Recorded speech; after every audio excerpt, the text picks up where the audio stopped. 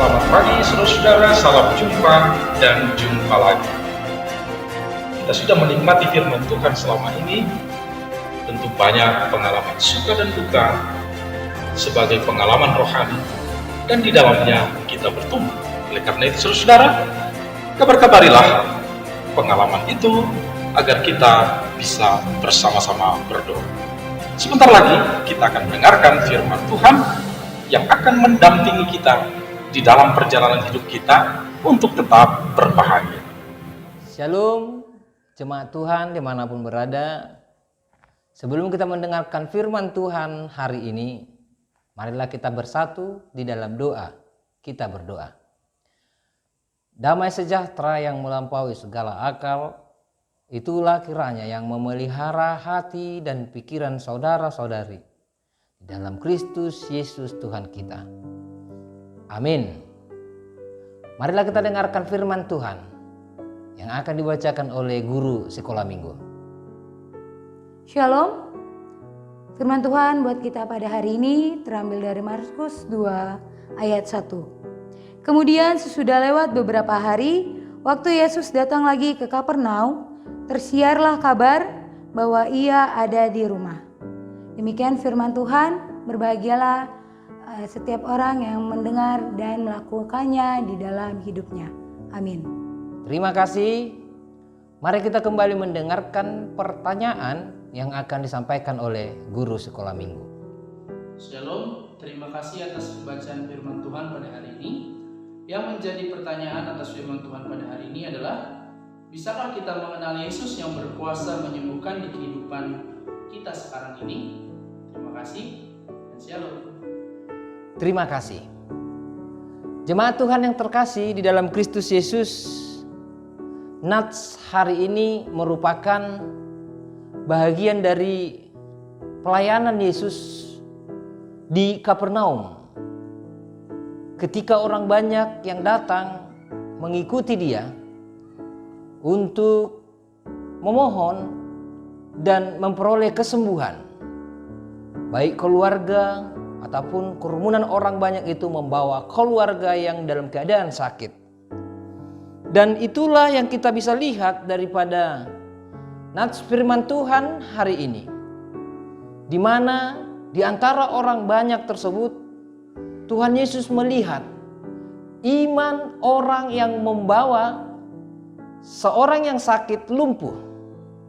Ketika dia diangkat dengan membuka atap rumahnya dan memasukkan orang sakit itu, Tuhan Yesus melihat iman orang banyak yang membawa orang lumpuh itu dan iman orang yang sakit lumpuh tersebut. Oleh karena itulah, ketika saat Tuhan melihat, dia katakan, bangunlah, angkatlah tempat tidurmu dan pulanglah ke rumahmu.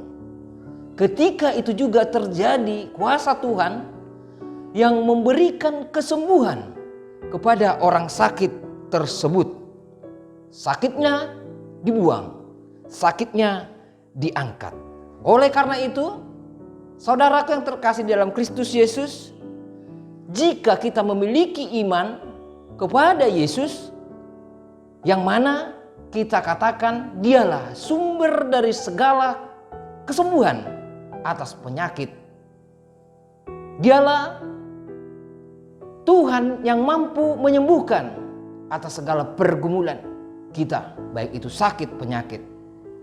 Dan pada hari ini, peristiwa yang terjadi di Kapernaum itu juga bisa sama terjadi dengan kita pada saat ini. Jikalau saudara-saudariku yang sekarang bergumul di dalam keadaan suatu sakit penyakit, jangan pernah ragu. Yesus sumber kesembuhan. Hanya saja, apakah kita memiliki iman yang besar kepadanya untuk memberikan kesembuhan?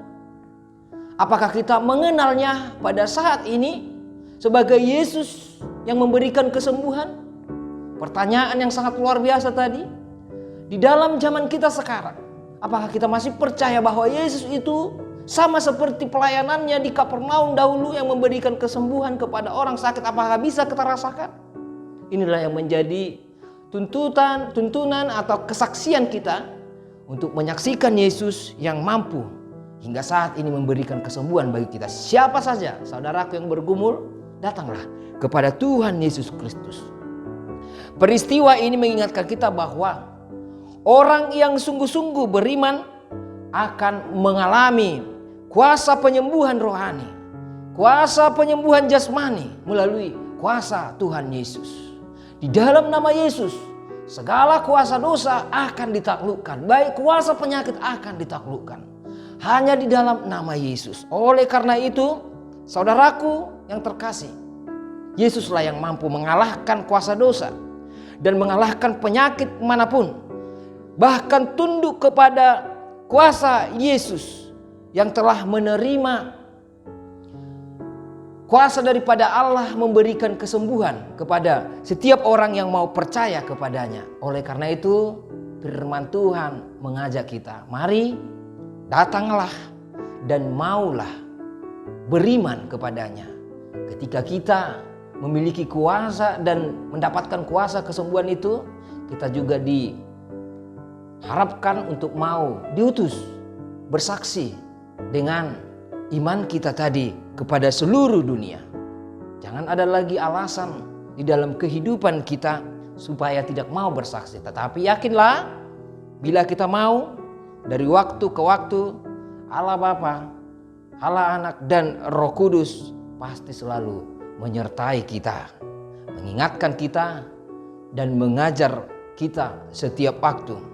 Janganlah menolak panggilan itu dengan bersaksi, dan terimalah kuasa kesembuhan itu daripada Tuhan Yesus Kristus. Segala yang bergumul dan berbeban berat, datanglah dengan kuasa Tuhan Yesus Kristus mampu mengalahkan segala kuasa pergumulanmu, apapun itu, baik sakit penyakit dalam kehidupan kita sekarang ini.